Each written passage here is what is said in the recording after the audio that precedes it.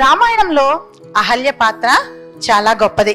చాలా మంది అహల్యను రాయి రూపమును పాషాణంగానో మార్చారని చెప్తారు. కానీ అలా కాదు. వాల్మీకి రామాయణంలో అహల్యను భస్మ రూపంలో శపించినట్లుగా స్పష్టంగా పేర్కొనబడింది. ఎందుకంటే రాయిని ఎందుకు కాదంటే రాతికి భావోద్వేగాలు ఉండవు.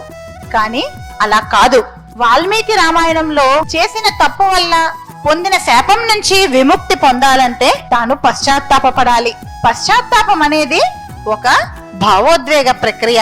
అదృశ్య సర్వభూతానాం అంటే ఎవరి కళ్ళకి కనిపించకుండా, ఎందుకు ఆమె సౌందర్యమే ఆమె తప్పుకు గల కారణమైంది.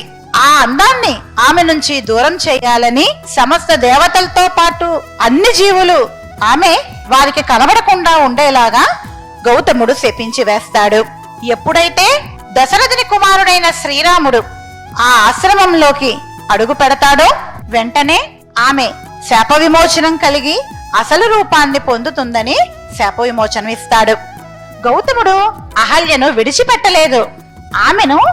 ఆమెలో పశ్చాత్తాపం కలిగించి ఆమె సంస్కరించబడాలని కోరుకున్నాడు. కాబట్టి అహల్యకు ఈ శాపం అన్నది నిజంగా ఒక వరం.